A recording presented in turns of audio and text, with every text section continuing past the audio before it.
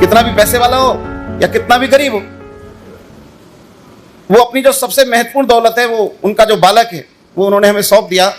इस विश्वास के साथ कि वो बालक शिक्षित होगा, संस्कारित होगा और कल को समाज के लिए उपयोगी होगा। तो एक ऐसी दुनिया इधर बैठी और एक दूसरी दुनिया बैठी है इधर।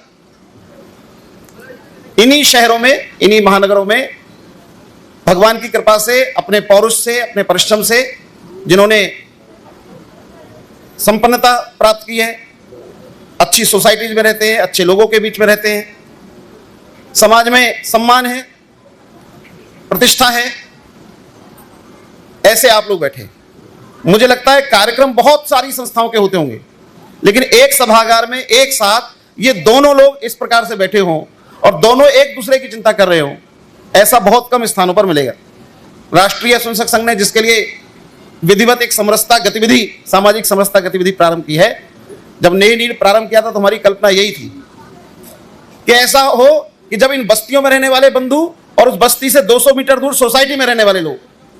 वो 1 करोड़ के फ्लैट में रहने वाला और एक झुग्गी में रहने वाला, सब एक साथ बैठे, एक साथ भोजन मंत्र बोले, एक साथ भोजन करें। 5 वर्षों के अंदर ही वो कल्पना साकार होती दिखने लगी। ये वो बच्चे हैं जो वंचित बस्तियों से निकलकर शिक्षा, संस्कार और स्वावलंबन की राह पर आगे बढ़ रहे हैं। और गर्मियों की छुट्टी पर घर लौटने से पहले उन्होंने अपने माता पिता को सम्मान देने का अनोखा आयोजन किया। बच्चों ने योग की शानदार प्रस्तुतियां, उन्होंने न केवल अपनी प्रतिभा और संस्कृति की झलक दिखाई, साथ ही अपने जैसे दूसरे आर्थिक रूप से कमजोर बच्चों के शिक्षा के सपनों को भी मंच पर जीवंत कर दिया।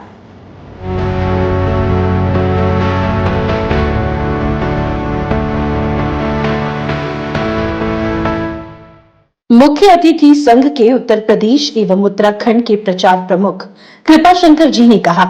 भारत को विश्व गुरु बनाने का रास्ता केवल शिक्षा से नहीं बल्कि संस्कार और सामाजिक समरसता से होकर गुजरता है। भारत को विश्व गुरु बनना है तो विश्व गुरु बनने की पहली शर्त नेह ने जो काम प्रारंभ किया है, और वो है कि उस बस्ती का एक एक बच्चा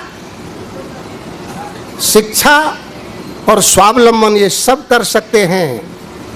लेकिन संस्कार को लाना ये बहुत कठिन काम होता है। तो शिक्षा और स्वावलंबन के साथ ये संस्कार जगाने का काम, जो समर्थवान है वो असमर्थ को हाथ नीचे से पकड़ना और असमर्थ के अंदर ये विश्वास पैदा हो कि नहीं मुझे भी ऊंचा उठना है, मुझे भी आगे बढ़ना है, ये नेह नीड़ उसको ऊपर उठाने का काम कर रहा है। मैंने विश्वगुरु की बात कही थी, जरा सोच करके देखिए कि इन बस्तियों में शिक्षा, संस्कार और स्वावलंबन नहीं होगा तो भारत कभी विश्वगुरु नहीं बन सकता। जब बच्चों ने माता पिता का पूजन किया तो वहां मौजूद हर आंख नम हो गई। सम्मान, संस्कार और समरसता, यही वो दीप है जो समाज और देश दोनों को रोशन करता है।